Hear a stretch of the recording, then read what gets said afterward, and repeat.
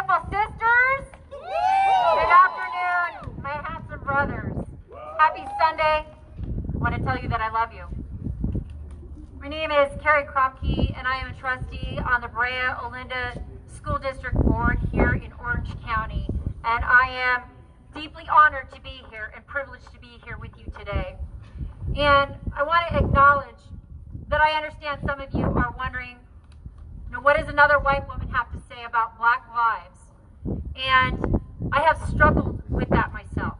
But my Black female mentors, Simone Ward, Molly Watson, Charlotte Bland, have told me that my silence is a betrayal to my Black child, that anyone's white silence is a betrayal to our Black children across this country. Yeah. And that's why I'm here to speak out today.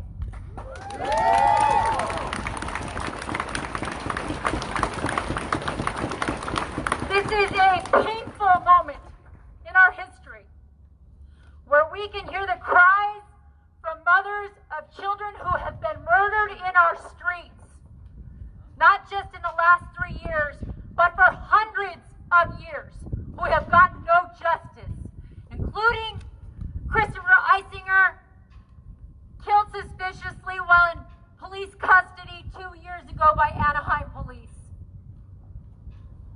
In this moment of civil unrest, we are being called on to stand for racial justice. It is not enough to say that you are a good person. That is not enough. It is not enough to say, I'm anti-racist. That's not doing our job. We must actively become abolitionists. We must dismantle these racist institutions all across our country, and that starts in our public school system. We must return, ladies and gentlemen, we must return to our local school boards and show up. We have to demand that our tax dollars equally represent our Black children. And they must see themselves, my child, your child, all Black children need to see themselves in their history books and not just on one page and one lesson.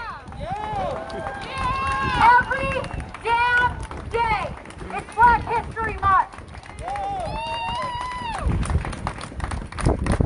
Dr. Martin Luther King Jr. asked,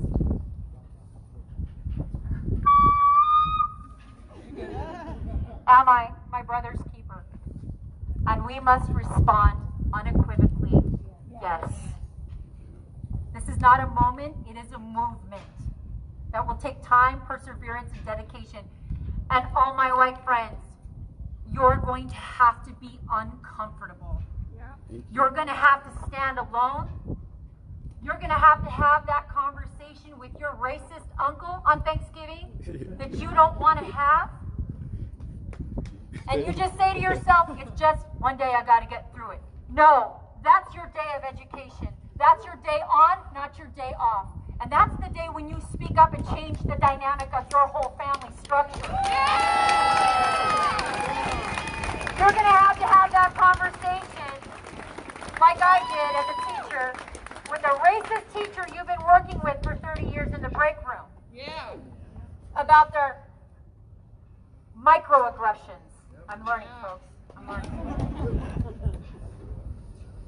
And that fear comes into my heart a lot when I'm trying to have these conversations. It comes into my heart a lot. I feel very fearful if I'm being honest. But in those moments of fear, I step back and I think about Breonna Taylor getting murdered in her bed, and I think about George Floyd under someone's boot, screaming his mother's name, Mama. Mama. He begged for his mama when he was being lynched. And I ask you to put your child, there, and all these mothers who have not seen justice for their children, put their face in your mind, and I ask you to rise. I ask you to stand up in that moment and speak out stamp out systemic racism in our families, in our social circles, and in all our institutions. And I want to say to you loud,